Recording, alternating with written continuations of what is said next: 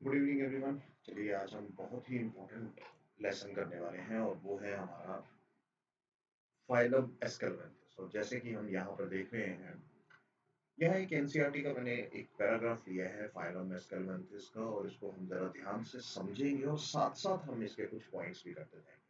तो सबसे पहले हम इस एस्केलेंथस के नाम को समझने की कोशिश करते हैं कि ये नाम क्या है, ये क्या चीज है। देखिए, phylum aschelminthes is derived from two words, derived from two Greek words, है ना। सारा बेसिकली है ही, सारा काम इन्हीं का था। अब ये दो ग्रीक वर्ड्स क्या थे, अगर एस्केलेंथस में देखा जाए तो यहाँ पर आपको सबसे पहले क्या मिलता है, एस्कॉस। द फर्स्ट वर्ड इज एस्कॉस और and the second word is helminths. अब इन दोनों का क्या मतलब है, जरा समझ लेते हैं। हेलमिन्स का मतलब तो आ गया वर्म्स, और अगर हम एस्कॉस का मतलब देखें तो एस्कॉस का मतलब क्या है, इट इज द कैविटी और ब्लैडर। तो यानी ये वो वर्म्स है जिनके अंदर क्या है, कैविटी है ना, cavity bearing worms. There is another name, एक और अगर हम इस यहाँ पर ऐड करें तो it this phylum is also known as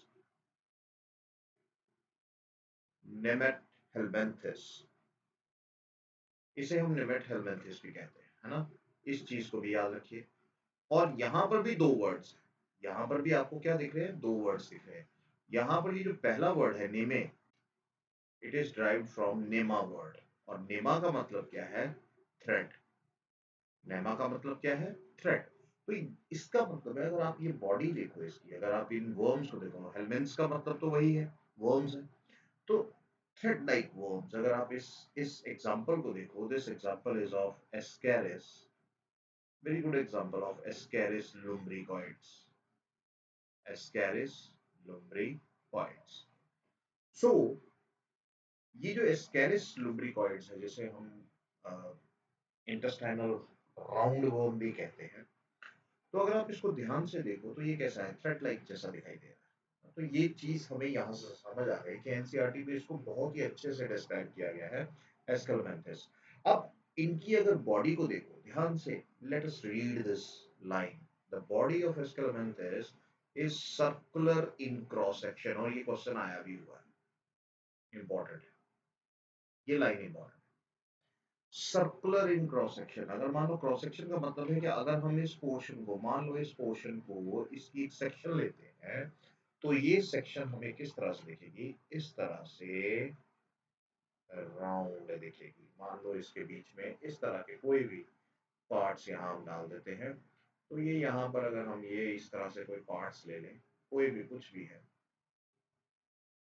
तो ये देखो इसकी इसकी जो पूरी शेप वो कैसे दिख रही है, cross sectional is round in shape, it is round in shape. तो इसीलिए इन्हें कहा जाता है round worm, hence the name given is round worms. देखो इंपॉर्टेंट है। अब अगर इसके हैबिटेट की बात की जाए तो हैबिटेट यहीं से हम देखते हैं, फ्री लिविंग है ना। फ्री लिविंग मीन्स इसके साथ साथ एक्वेटिक है, पानी में रहते हैं, फ्रेश वाटर और मैरीन भी है, टेरेस्ट्रियल लैंड फॉर्म्स भी है, और इसके साथ साथ parasitic in plants and animals. अब सबसे इंपॉर्टेंट चीज यहाँ क्या आ जाती है, पैरासिटिक तो है भाई, बिल्कुल सही कहा आपने सर, पैरासिटिक तो है, लेकिन यहाँ याद रखिएगा, most are endoparasites, most are endoparasites. तो ये ध्यान रखिए, सभी के सभी क्या हैं, एंडो पैरासाइट्स है। क्लियर। अब देखो, इसके साथ साथ अब कुछ बेसिक कैरेक्टर्स की बात कर लेते हैं। अब वो बेसिक कैरेक्टर्स क्या है, देखो ध्यान दो, बेसिक कैरेक्टर्स यहाँ आ जाते हैं। सबसे पहले अगर हम बात करें तो इनके लेवल ऑफ ऑर्गेनाइजेशन क्या है, organ system level of body, यानी देयर आर ऑर्गन्स। अगर इनकी सिमेट्री की बात करें तो बायलेटरल सिमेट्री है। हम जानते हैं बायलेटरल सिमेट्री क्या है, we can cut the animal into only two mirror halves by one vertical plane, यानी वन वर्टिकल प्लेन, यानी सिर्फ इस तरह से हम इसको काट सकते हैं। दो इक्वल भागों में, और इसका एंटीरियर पोस्टीरियर एंड भी होगा।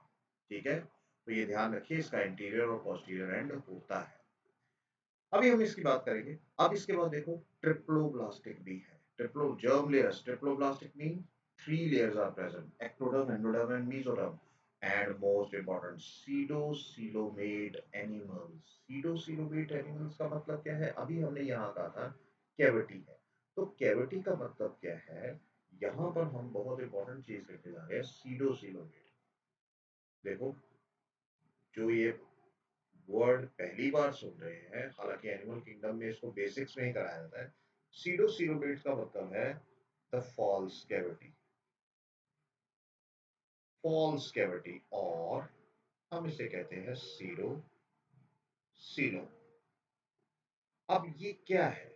इसका मतलब ये हुआ कि यहाँ तो तीनों लेयर्स हैं, एक्टोडर्म, मीजोडर्म, एंडोडर्म, और हम ये भी जानते हैं कि जो, अगर हम बात करें ट्रू सिलोम की, तो ट्रू सिलोम किससे बनता है? हमें सभी को पता है, true coelom splitting of mesoderm और पाउच फॉर्मेशन ऑफ मीजोडर्म, जैसे हम शिजोसिलोम एंड एंटोसीरस एंटीरोसीलस सिलोम बोलते हैं। तो वहां पर अगर मेनली मोटी मोटी बात की जाए ना, तो सिलोम जो है वो बनता है स्प्लिटिंग ऑफ मीजोडर्म से। अब यहाँ पर अगर हम एक डायग्रामेटिक व्यू ले लेते हैं, जिससे आपको थोड़ा सा और अच्छे से समझ आएगा। अगर हम इसे एंडोडर्म मान लें, ये सबसे अंदर वाली एंडोडर्म, ठीक है, ये एंडोडर्म है, इसको हम ले लेते हैं, ये इसके सेल्स हैं।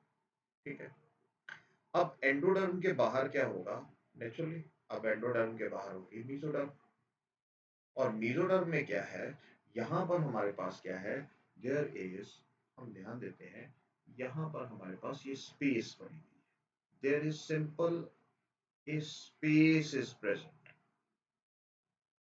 अब देखो, ये स्पेस हमें दिख रही है यहाँ, ये स्पेस मीजोडर्म की, बात समझो। और इस मीजोडर्म के बाहर आपको क्या दिख रहा है? ये देखो, नाउ इस मीजोडर्म के बाहर आ जाती है द एक्टोडर्म। ये देखो एक्टोडर्म, ये एक्टोडर्म बन रही है, ये एक्टोडर्म आ गई। ठीक है, यहाँ भी हम कुछ सेल्स बना देते हैं, थिन सेल्स, चलिए बना देते हैं, कोई फर्क नहीं पड़ता। अब देखो, अब ध्यान दो, अब जो मीजोडर्म है, आप यहाँ देख रहे हो कि यहाँ पर ये एरिया जो आपको दिखाई दे रहा है, ये हम डॉटेड डॉटेड कर देते हैं, ये एरिया भी mesodermal area, this is mesodermal area. और इस मीजोडर्मल एरिया में क्या है आपको दिखाई दे रहा है? इट इज मसल लेयर, ये मसल लेयर। और यहाँ पर जो मीजोडर्म प्रेजेंट है, मीजोडर्म प्रेजेंट है in the form of pouches, इस तरह से उसके अलग अलग मीजोडर्मल पाउचेस बने हुए हैं, ये देखो इस फॉर्म में। और यहाँ पर क्या है? इसी मीजोडर्मल पाउचेस के बीच में, चलिए इसको लेबल भी कर लेते हैं, these are mesodermal pouches, so these are mesodermal pouches या पाउच, यानी मीजोडर्म जो है पाउच की फॉर्म में है। और यहाँ पर ये जो कैविटी इसमें दिख रही है, देखो ये जो कैविटी यहाँ दिख रही है, दिस कैविटी इज सीडोसिलोम। ये एक कैविटी ऐसी बनी है जिसे हम कहेंगे सीडोसिलोम बना हुआ है। और इसी के अंदर क्या होता है? There is present a fluid, यहाँ पर फ्लूइड होगा, इस पूरे एरिया में फ्लूइड होगा, and this fluid is known as hydrolymph. चलिए, इस फ्लूइड को हम इस तरह से कह देते हैं, the fluid present in pseudocylum, pseudocylum is known as, इसे हम हाइड्रोलिम्फ भी कहते हैं, ध्यान रखो, हाइड्रोलिम्फ और सीडोसिलोमिक फ्लूइड, तो ये ध्यान रखो। देखो, इंपॉर्टेंट पॉइंट्स में यहाँ जरूर लिखूंगा। और ये जो हाइड्रोलिम्फ है, इसका एक इंपॉर्टेंट काम, एक इंपॉर्टेंट फंक्शन मैं यहाँ लिख देता हूँ, वो क्या है? It forms the skeleton of these worms, skeleton formation in these bones। यानी अगर शेप एंड साइज की बात की जाए, अगर हम बात करें ना, सिंपल सी बात है कि भाई इसका स्केलेटल सिस्टम कैसा है, हाइड्रोस्टैटिक। किसका बना हुआ है, हाइड्रोलिम्फ का बना हुआ है। तो स्केलेटन फॉर्मेशन का मतलब क्या है कि इनका स्केलेटन जो है वो हाइड्रोस्टैटिक है। बात याद रखिए। दूसरी चीज, अब यहाँ पर, क्योंकि बाकी तो फिर अब यहाँ से एलिमेंट्री कैनालिस जहाँ ये कंप्लीट लिखा है, ये आप जो पॉइंट देख रहे हो, यहाँ से फिर अब फिजियोलॉजिकल कैरेक्टर्स है। अब एक दो और मैं आपको इम्पोर्टेंट जो कैरेक्टर्स हैं जो आपको रहने चाहिए याद, वो है सिविलाइजेशन। सिविलाइजेशन में हमें बेसिकली क्या पता लगता है, हमें एंटीरियर और पोस्टीरियर एंड का पता लगता है। अब यहाँ पर जो डिफरेंशिएशन है, वो जो सिविलाइजेशन की anterior and posterior and differentiation है, क्या आप यहाँ से अगर एक वर्म को आराम से, अगर इस वर्म को देख रहे हैं तो आपको कोई पता नहीं लगेगा इसका। अगर ये मान लो बिल्कुल सीधा रखा हो, बिल्कुल ऐसे स्ट्रेट हो, मान लो ये इस तरह से, मैं ऐसे कहता हूँ ये ऐसे स्ट्रेट है, मेल को छोड़ दे, हम फीमेल ले लेते हैं, ये ऐसे। तो आप इसके बारे में कोई भी नहीं बता सकते हो। अगर ये रखा होगा तो आप इसका एंटीरियर एंड और पोस्टीरियर एंड बता सकते हो? बिल्कुल नहीं बता सकते। तब तक नहीं बता सकते जब तक कि हमें ये पता ना हो कि इसका माउथ कहाँ है और एनस कहाँ है। तो याद रखिएगा कि यहाँ इसकी जो एक्सटीरियर सिविलाइजेशन एक्सटीरियर सिविलाइजेशन है वो बड़ी ही पुअर होती है, इज लिटल, है ना, लिटल डिफरेंशिएशन, ये याद रखिए। लेकिन इंटीरियर सिविलाइजेशन जो है या इंटरनल सिविलाइजेशन जो है, that is quite good. That is internal civilization is well developed. बात समझ आई? यानी हमें जब हम इंटरनली स्ट्रक्चर को देखते हैं तो हमें ये पता लग जाता है कि माउथ किस साइड है, ब्रेन किस साइड है, उसके बाकी स्ट्रक्चर्स किस साइड है, फीमेल जेनाइटल कोर किस साइड है, एनस किस साइड है।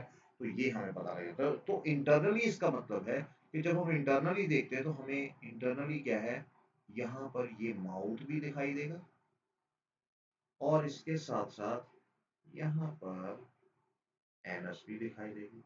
तो हम साफ कह सकते हैं कि देखिए जी, एनस इज प्रेजेंट पोस्टीरियरली, ठीक है, और माउथ कहाँ है, एंटीरियर इन पोजीशन।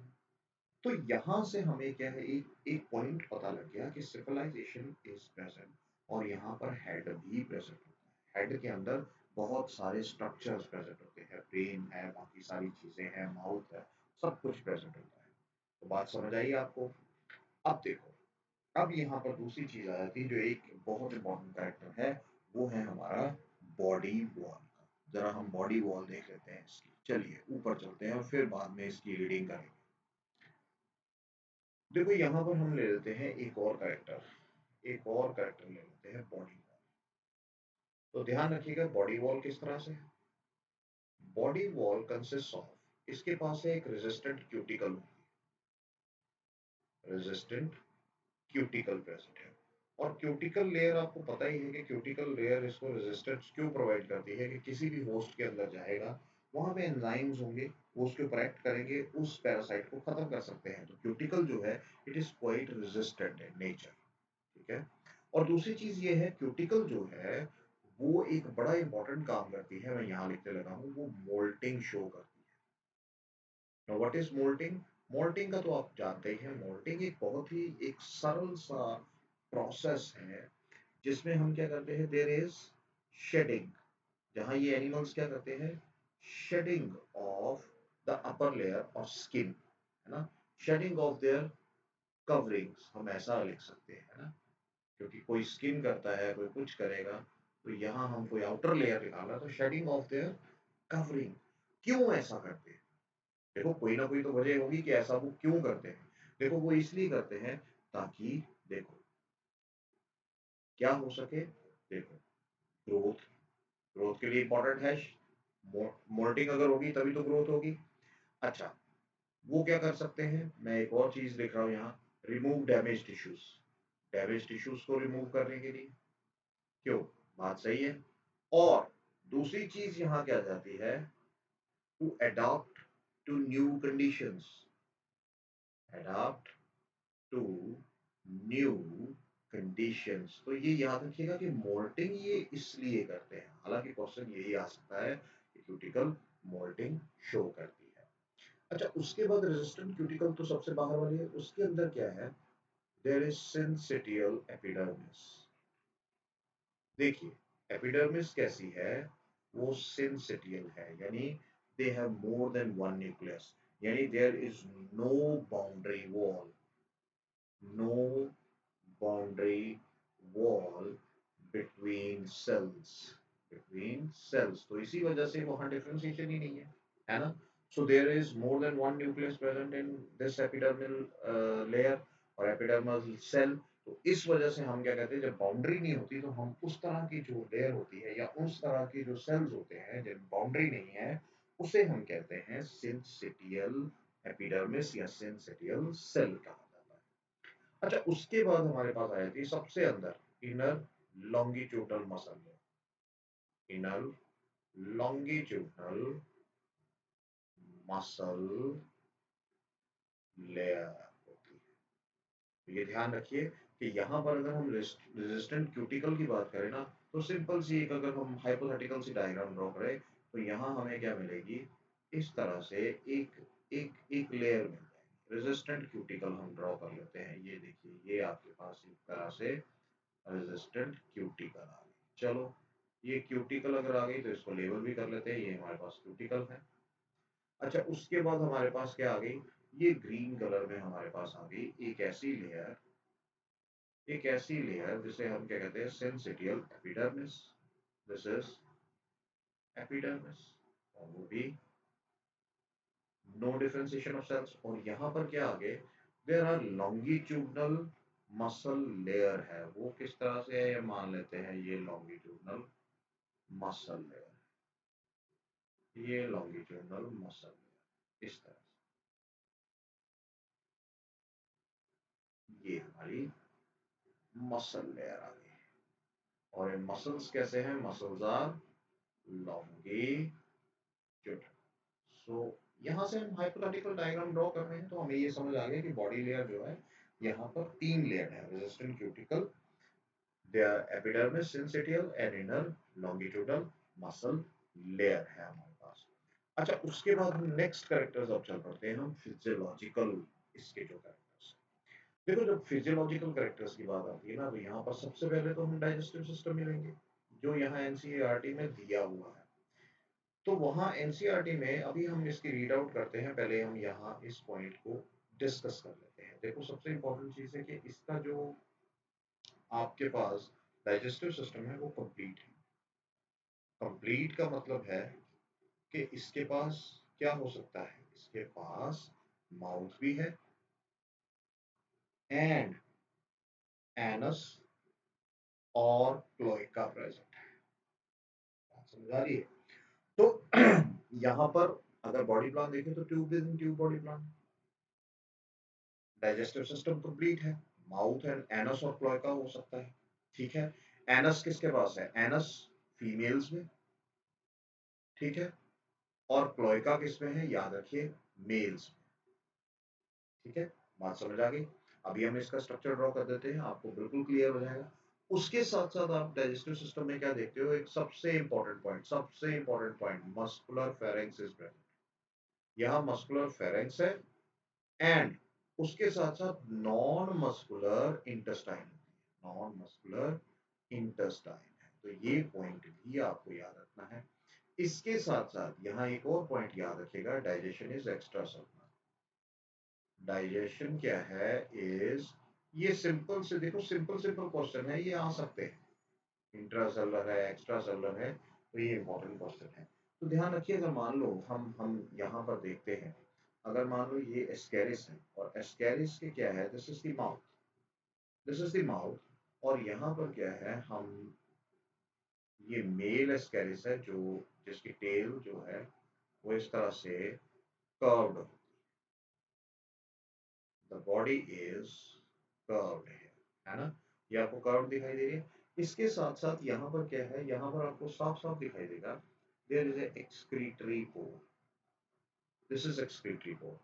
और यहाँ पर देयर इज प्रेजेंट एक क्लोएका, और क्लोएका के ऊपर क्या है, क्लोएका के ऊपर है there are present some copulatory structures जिन्हें हम क्या कहते हैं, पीनियल सीटे।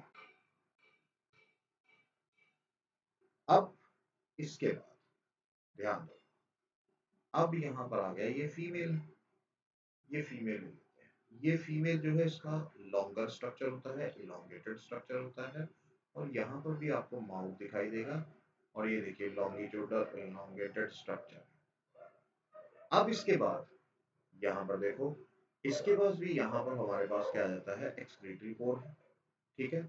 इसके पास भी यहाँ पर क्या है हमारे पास, देखो सेम जगह पर एक्सक्रीटरी पोर्स यहाँ प्रेजेंट होंगे, ठीक है, बात ध्यान रखिएगा साफ। यहाँ जैसे यहाँ पर है वैसे यहाँ पर, और यहाँ पर एक एक्स्ट्रा चीज होगी, वो एक्स्ट्रा क्या होगा, यहाँ पर हम बना लेते हैं कि यहाँ पर इसके पास एनस है, जैसा कि हमने कहा, लेकिन इनके पास एक सेपरेट पोर होता है which is known as female genital aperture, ठीक है, जो बेसिकली सेक्सुअल रिप्रोडक्शन का हिस्सा है। तो इसको अब लेबल कर लेते हैं, this is female genital aperture, ठीक है। इसके साथ साथ ये हमारे पास क्या आ गया, ये हमारे पास एक्सक्रीटरी पोर है, दोनों को इकट्ठा लेबल कर देते हैं एक्सक्रीटरी पोर। बात समझ आ रही है। और यहाँ पर सबसे ऊपर हमारे पास क्या आ गए, ये माउथ है, दोनों का माउथ आ गया, बात समझ रहे हो। और यहाँ पर हमारे पास ग्रीन में हमारे पास आ गया, ये है हमारे पास क्लोएका मेल्स में, और अगर फीमेल्स में देखा जाए तो देयर इज एनस। और मेल्स में हमें एक एडिशनल स्ट्रक्चर्स दिखाई दे रहे हैं पॉपुलेटरी, यहाँ पर इन्हें हम क्या कहते हैं, पीनियल सीटे और स्पिक्यूल्स भी कहा जाता है। तो ये अगर देखा जाए तो ये मेल एस्कैरिस है and this is female Ascaris, और इनकी पहचान ही यही है। हम लैब्स में जब 11th-12th के प्रैक्टिकल्स होते हैं तो तब हम साफ साफ दिखाया जाता है कि कब मेल और फीमेल की पहचान किस तरह से करते हैं। हालांकि एक्सटर्नली हम नहीं बता सकते कि माउथ कहाँ है, बाकी चीजें कहाँ हैं, लेकिन हम कुछ जो एक्सटर्नल फीचर्स बता सकते हैं वो यहाँ से क्लियर हो जाते हैं। और अब आपको मुझे लगता है कि डाइजेस्टिव सिस्टम की कोई भी बात भूलनी नहीं चाहिए। चलिए अब देखो, इसके साथ साथ ही हम डाइजेस्टिव सिस्टम को भी पढ़ लेते हैं। देखो डाइजेस्टिव सिस्टम यहाँ साफ साफ लिखा गया है, दिस इज, सिंपल सी बात है, कंप्लीट है with well developed muscular pharynx. बात समझ आ गई। तो हमने ये चीज तो कर दी, कुछ एक्स्ट्रा ही किया है, कम तो किया नहीं। अच्छा चलिए, अब इसके बाद आ जाता है हमारा रेस्पिरेटरी सिस्टम। देखो जब आप रेस्पिरेटरी सिस्टम की बात करते हो तो यहाँ स्पेशलाइज तो है नहीं, लेकिन हाँ सीधा नेचुरली इनकी थिन बॉडी वॉल है, तो इसलिए याद रखिएगा, it is through the general surface of the body, general surface of body. अब दूसरी चीज यहाँ याद रखिएगा कि यहाँ पर फ्री लिविंग फॉर्म्स भी है, हमने अभी कहा था फ्री लिविंग फॉर्म्स है। तो अगर फ्री लिविंग फॉर्म्स है तो वहां पर रेस्पिरेशन कैसी होगी, वहां पर याद रखिए, वहां पर रेस्पिरेशन हमारी होगी एरोबिक, वहां पर एरोबिक होगी। लेकिन अगर पैरासिटिक फॉर्म्स की बात करें, अगर हम पैरासिटिक फॉर्म्स की बात करते हैं तो याद रखिएगा कि नेचुरली यहाँ पर anaerobic and aerobic respiration. तो ये सिंपल सा पॉइंट जो है वो आपने याद रखना है। अब इसके बाद हमारे पास आ जाते हैं, there is circulatory system, circulatory system.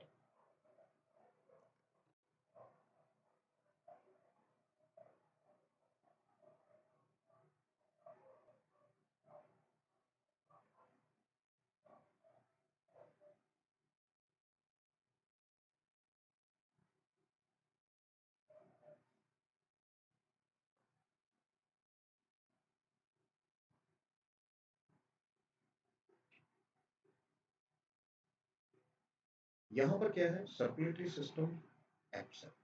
देखो सर्कुलेटरी सिस्टम तो एब्सेंट है, यहाँ कोई जरूरत नहीं है इसकी, है ना, कोई जरूरत नहीं है। तो सर्कुलेशन फिर होती किससे है? सिंपल सी बात है, वही हाइड्रोलिम्फ। देखो हाइड्रोलिम्फ जो इसमें पड़ा है, ये जैसे हम आपने अभी हमने कहा था सीडोसिलोमिक फ्लूइड कहा जाता है, उसी से होता है। तो ये काम क्या करेगा? देखो, न्यूट्रिएंट्स की ट्रांसपोर्ट करेगा, वेस्ट प्रोडक्ट्स की करेगा। बात समझ गए मेरी? न्यूट्रिएंट्स की भी करेगा और वेस्ट प्रोडक्ट्स को भी वो सर्कुलेट करेगा और अल्टीमेटली वेस्ट प्रोडक्ट्स तो बाहर ही जाएंगे। बात समझ आ रही है? तो यहाँ इतना ही बहुत है, इससे ज्यादा हमें करने की जरूरत भी नहीं। अच्छा, सर्कुलेटरी सिस्टम के बाद आ जाते हैं excretory system.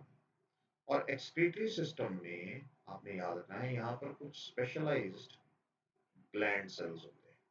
There are special gland cells present. Special gland cells present होते हैं। और वो ग्लैंड सेल्स क्या कहलाते हैं? Those gland cells are known as the renette cells. Renette cells कहा जाता है। और ये बहुत इंपॉर्टेंट काम करते हैं एक्सक्रीशन एंड ऑस्मो रेगुलेशन में। इसके अलावा यहाँ पर क्या होती है? There are also present some intracellular canals. देखिए, ये इंट्रासेलुलर कैनाल पूरी बॉडी में फैली होती है। इंट्रासेलुलर कैनाल्स पूरी बॉडी में है। और ये एक्सक्रीटरी वेस्ट को कुछ एक्सक्रीटरी एक्सक्रीटरी पोर्स के थ्रू बाहर निकाल देते हैं। एक्सक्रीटरी पोर्स के थ्रू बाहर निकल जाता है। तो यहाँ पर देखिए, दो चीजें आपको याद रखनी है, एक तो स्पेशलाइज्ड रेनेट सेल्स और दूसरी इंट्रासेलुलर कैनाल्स, जो काम क्या करती हैं? देखो, अल्टीमेटली ये रेनेट सेल तो देखा जाए तो सिर्फ एक बड़ा इंपॉर्टेंट काम कर रहा है, एक्सक्रीशन, नाइट्रोजन वेस्ट को बाहर निकाल रहा है, और ऑस्मो रेगुलेशन यानी वाटर और साल्ट का बैलेंस रख रहा है। ठीक है, maintenance of water and salt balance. तो दो चीजें जो है, एक्सक्रीशन और ऑस्मो। ठीक है, नाइट्रोजनस वेस्ट को बाहर निकाला जा रहा है। और यहाँ पर जो सबसे इंपॉर्टेंट नाइट्रोजनस वेस्ट है वो है अमोनिया। They are अमोनियोटैलेट्स। ठीक है, अमोनियोटैलेट्स है, यानी they remove ammonia as nitrogenous waste. लेकिन कुछ ऐसे एनिमल्स हैं, जैसे आप देखते हो देयर आर सर्टन, जैसे एस्केरिस, जिसकी अभी हमने डायग्राम बनाई है। एस्केरिस जो है दोनों तरह के एक्सक्रीशन करता है। एस्केरिस जो है वो दोनों तरह की एक्सक्रीशन करता है। वो अमोनिया भी एक्सक्रीट करता है, ठीक है, और वो यूरिया भी एक्सक्रीट करता है। बात समझ आई? This is urea, this is ammonia. तो एस्केरिस जो है दोनों दोनों तरह की एक्सक्रीशन या नाइट्रोजनस वेस्ट को बाहर निकालता है। तो सिंपल सा आपने इस तरह से पॉइंट्स को याद रखना है ताकि आपसे कोई गलती ना हो एमसीक्यू करते वक्त। अच्छा, एक्सक्रीटरी सिस्टम के बाद आ जाते हैं हमारे कुछ सेंसरी सिस्टम्स हैं।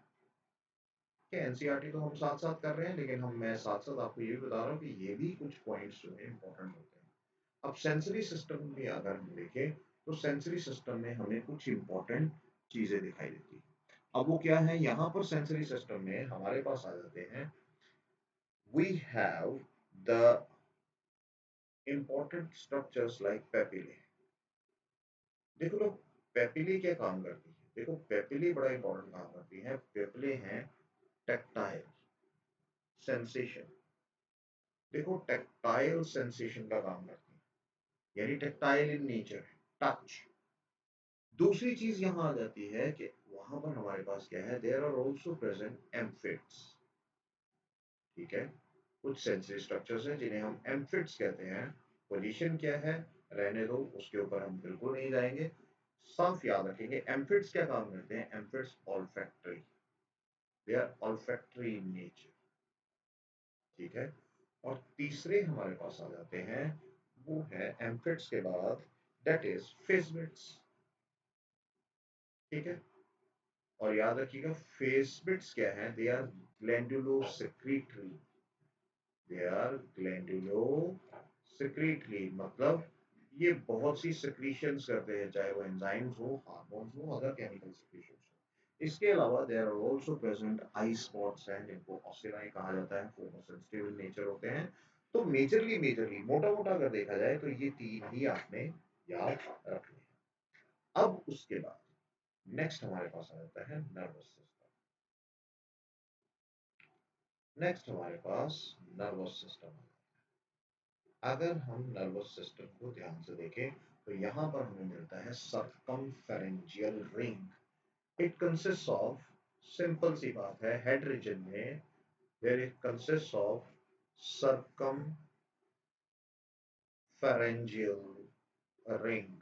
सर्कमफेरेंजियल रिंग है जो किसका काम कर रही है, देखो ब्रेन का काम कर रही है। इसके साथ साथ इसके पास क्या है, और भी बहुत सी चीजें हैं, जैसे गैंग्लिया है ना, जिसको हम कलेक्शन ऑफ नर्व्स कहते हैं, कमिशर्स हैं, कनेक्शन में काम आते हैं, कनेक्टिव्स हैं, है ना, कनेक्टिव्स हैं, ब्रेन के डिफरेंट हिस्से में वो कनेक्ट करते हैं, है ना। उसके साथ साथ हमारे पास क्या आ जाते हैं, नर्व कॉर्ड्स आ जाती हैं और नर्व्स भी होती है। तो यहाँ देखिए, इनका अगर आप नर्वस सिस्टम देखो ना, तो बहुत ज्यादा एडवांस और बहुत ही ज्यादा प्रेफरेबली अगर देखा जाए तो बाकियों से एडवांस है ना। इसके पास ये सर्कमफेरेंजियल रिंग जो है ब्रेन का काम कर रही है, गैंग्लिया है, कमिशर, कनेक्टिव, नर्व कॉर्ड, नर्व्स, यानी एक अच्छा खासा सिस्टम इन्होंने बना रखा है। अच्छा चलिए, अब उसके बाद नेक्स्ट ले लेते हैं हम जल्दी से ए सेक्सुअल रिप्रोडक्शन। और जब हम ए सेक्सुअल रिप्रोडक्शन की बात करते हैं तो ए सेक्सुअल रिप्रोडक्शन की बात याद रखिएगा है एब्सेंट। और अगर एब्सेंट है तो इसका मतलब क्या है कि यहाँ पर मैंने पहले भी कहा था, अगर ये एब्सेंट है तो इसका मतलब रीजनरेशन पावर क्या होगी इसकी, रीजनरेशन पावर इज पुअर। ध्यान रखेंगे, ये छोटे छोटे पॉइंट्स देखो याद रखें। अच्छा उसके बाद देखो, उसके बाद हमारे पास आ जाता है the sexual reproduction. Sexual reproduction, अगर हम सेक्सुअल रिप्रोडक्शन की बात करें तो यहाँ पर आप जानते हैं कि देयर इज, अगर मेल्स के पास क्या है, कॉपुलेटरी ऑर्गन है, मेल के पास क्या है, देयर इज पीनियल सीटे बोलते हैं, या स्पिक्यूल्स भी कहते हैं, पीनियल स्पिक्यूल्स भी होते हैं। अब ये जो पीनियल सीटे या पीनियल स्पिक्यूल्स हैं, ये मेल्स के पास है। और इनके पास एक और चीज भी है, एक और भी है, दे हैव क्लोएका। इसका मतलब क्लोएका क्या काम करता है, क्लोएका दो काम कर रहा है, एक तो एक्सक्रीशन का काम भी कर रहा है और इसके साथ साथ स्पर्म रिलीज भी कर रहा है। यहाँ से दो काम हो रहे हैं, स्पर्म रिलीज एंड एक्सक्रीशन, दो काम। बात समझ आई आपको। और इसी से अब ये फीमेल्स के पास क्या है, फीमेल्स के पास है फीमेल जेनाइटल पोर, फीमेल जेनाइटल पोर। और ये जो फीमेल जेनाइटल पोर है ये क्या कर रहा है, it takes on the sperms. ठीक है, ये स्पर्म्स लेता है, स्पर्म्स लेती है, और अल्टीमेटली अल्टीमेटली देयर इज, इसका मतलब हुआ फर्टिलाइजेशन क्या है भाई, फर्टिलाइजेशन क्या हुई, फर्टिलाइजेशन इज इंटरनल। बात ये समझाने के लिए इतनी कहानी बोली गई कि फर्टिलाइजेशन क्या है, यहाँ पर इंटरनल है, अंडरस्टूड। और यहाँ से बात शुरू होती है डेवलपमेंट। चलो डेवलपमेंट भी कर लेते हैं। अगर हम डेवलपमेंट के ऊपर जाएं तो डेवलपमेंट यहाँ दोनों तरह की है। जरा एनसीईआरटी को देखते हैं, चलो यहाँ लिख लेते हैं, फिर उसके बाद एंड में जो पॉइंट्स हैं उनको देख लेते हैं। डायरेक्ट भी होती है और इनडायरेक्ट भी होती है, ठीक है, डायरेक्ट भी है और इनडायरेक्ट भी है। लार्वल फॉर्म याद करने की जरूरत नहीं है क्योंकि वो चीजें अब आपके सिलेबस में नहीं लगी। यहाँ पर बहुत अच्छी एग्जांपल्स, जो इसकी एग्जांपल्स दी गई हैं, चलिए अब एग्जांपल्स को थोड़ा सा, एग्जांपल्स लास्ट पार्ट आ गया हमारा एग्जांपल्स का, चलिए एग्जांपल्स ले लेते हैं, ठीक है।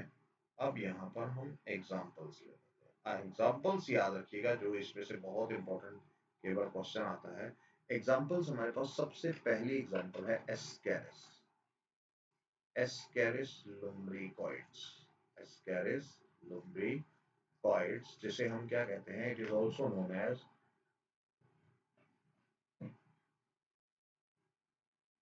कॉमन राउंडवर्म भी कहा जाता है, या कॉमन राउंडवर्म भी कहा जाता है, या इंटेस्टाइनल राउंडवर्म भी कहा जाता है, जेंट इंटेस्टाइनल राउंडवर्म भी कहा जाता है। तो ये ध्यान रखिएगा। इसके साथ साथ हमारे पास आ गई एंकाइलोस्टोमा। सेकेंड एग्जांपल हमारे पास क्या है, और सेकेंड हमारे पास आ जाती है एंकाइलोस्टोमा।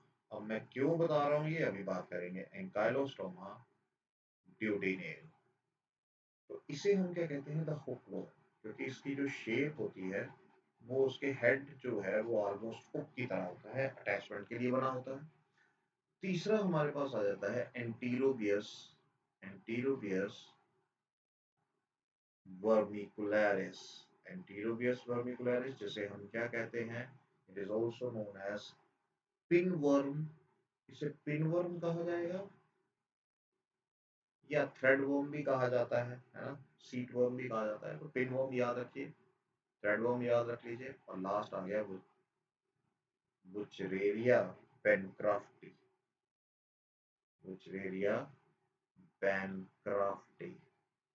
तो ये कहा जाता है फिलेरियल वर्म, फिलेरियल वर्म। तो देखिए ये कुछ एग्जांपल्स हैं जो हमें याद रखनी है। इसके साथ साथ जो एक छोटी सी चीज आपको याद रखनी पड़ेगी, वो छोटी सी चीज याद क्या रखनी पड़ेगी, इनकी डिजीजेस, कि ये डिजीजेस क्या कॉज करते हैं। ठीक है, अब इनमें जो एक आपको इम्पोर्टेंट चीज याद रखनी है कि अगर आप एस्कैरिस से लेकर इस पिनवर्म पर देखें, सभी मोनोजेनेटिक पैरासाइट्स हैं। मोनोजेनेटिक मतलब इनका होस्ट एक ही है। लेकिन अगर हम विचरेरिया पेनक्राफ्टी को देखें तो इट इज डाइजेनेटिक, इसके दो होस्ट हैं। बात समझ आ गई। तो देखो और कुछ नहीं इसमें आपने करना है, कि जैसे अब डाइजेनेटिक है तो इसमें प्राइमरी होस्ट मैन है, सेकेंडरी होस्ट जो है एडिस मॉस्किटो होता है या क्यूलेक्स मॉस्किटो होता है। ठीक है, तो अगर मोनोजेनेटिक की बात करें, अगर आप एंकाइलोस्टोमा की बात करो तो ये ह्यूमन स्मॉल इंटेस्टाइन में होती है, तो इन्हें इसीलिए इनको इंटेस्टाइनल वर्म्स कहा जाता है। ठीक है, तो ये भी एंटीरोबियस वर्मिकुलरिस भी ह्यूमंस में, अगर आप जाते हो, आपने देखा होगा कि छोटे बच्चों को एनल इचिंग होती है, तो वो यही मिट्टी खाते हैं तो उसकी वजह से हो जाती है। तो वहाँ हमें जाने की जरूरत नहीं है, इसकी डिजीजेस की तरफ जाने की जरूरत नहीं है। तो एक हल्का हल्का हम एक डिजीज लिख लेते हैं ताकि कभी ऐसा क्वेश्चन आ भी जाए तब भी ध्यान रखें। सो इट कॉजेज एस्कैरियोसिस, बस इतना याद रख लीजिए, एस्कैरियोसिस। एंकाइलोस्टोमा कॉजेज एंकाइलोस्टोमियासिस। ठीक है, इसके बाद हमारे पास आ जाता है हमारा एंटीरोबियस। एंटीरोबियस क्या करती है, इट कॉजेस एंटीरोबियसिस। और सबसे इंपॉर्टेंट इट कॉज, इसे हम फिलेरियसिस भी कहते हैं, फिलेरियसिस भी कहते हैं, लेकिन इसका पॉपुलर नाम जो है ये आपने जरूर सुना होगा, एलिफेंटियासिस। ठीक है, blocking of lymph flow in the lower limb area. The limbs look like the limbs of an elephant. तो ये ध्यान रखिए कि यहाँ पर आपने जो भी पढ़ा आपने देखा कि हमने इस फाइलम को बिल्कुल डिटेल में किया। अब जरा हम चलते हैं, ये जो एनसीईआरटी का लास्ट पार्ट था, है ना, तो यहाँ हाँ एक और चीज जो बहुत इंपॉर्टेंट है, sexes are separate, sexes are separate. चलिए हम इसको फाइनल टच दे देते हैं। यहाँ पर आपने क्या देखा, हमने कहा था कि excretory tube removes the waste from the body cavity through excretory pore. और नेचुरली यहाँ पर मैंने आपको एक चीज जो दिखाई वो थी रेनेट सेल्स, है ना, रेनेट सेल्स के बारे में बताया गया, और इंट्रासेलुलर कैनाल्स के बारे में थोड़ा सा एक्स्ट्रा बता दिया गया। Sexes are separate, male and female separate, बिल्कुल बिल्कुल सही सर। तो they are dioecious animals, male and females are distinct, हमने ये बात की। अच्छा, ये तो हमने बात की कि females are longer than the males, और मेल्स के नीचे कर्व होता है, ये जरूर याद रखिएगा। और यहाँ पर छोटा सा आपको नहीं दिखाई दे रहा होगा, लेकिन मैं ड्रॉ कर देता हूँ, यहाँ पर ये पीनियल सीटे होते हैं, ये पीनियल सीटे हमने नीचे डायग्राम भी बनाई है, आप देख सकते हैं। इसका पीडीएफ आपको मिल जाएगा, लिंक डिस्क्रिप्शन में होगा। जैसे वीडियो अपलोड होगा आपको, अगर आप उसके डिस्क्रिप्शन बॉक्स में देखेंगे आपको पीडीएफ का लिंक भी हो जाएगा, ताकि आपको बिल्कुल भी परेशानी नहीं होगी। और यहाँ देखो फर्टिलाइजेशन क्या है, फर्टिलाइजेशन इंटरनल है, मैंने बताया क्यों इंटरनल है, ये भी हमें पता लग गया। देन डेवलपमेंट में भी डायरेक्ट और इनडायरेक्ट, किसी भी लार्वल फॉर्म को याद रखने की जरूरत नहीं है। ठीक है, किसी भी लार्वल फॉर्म को याद रखने की जरूरत नहीं है। कॉमन एग्जांपल्स क्या है हमारे पास, एस्केरिस राउंडवर्म जिसे हमने एस्केरिस लुम्ब्रिकॉइड्स कहा, बुचरेलिया बैनक्राफ्टी जिसका फिलेरियल वर्म है एलिफेंटियासिस, और एंकाइलोस्टोमियासिस जिसे हमने, जो कौन कॉज करता है, द हुक वर्म, द एंकाइलोस्टोमा ड्यूडेनेल। समझ आ रही है? तो ये जो सारा फाइलम हमने किया है ना, ये जो सारा फाइलम हमने किया है, ये एक बहुत बहुत इंपॉर्टेंट फाइलम हो जाता है। बहुत सी एक्सेप्शंस हमने यहाँ की। तो आई होप आपको ये लेक्चर अच्छा लगा होगा। Thank you very much.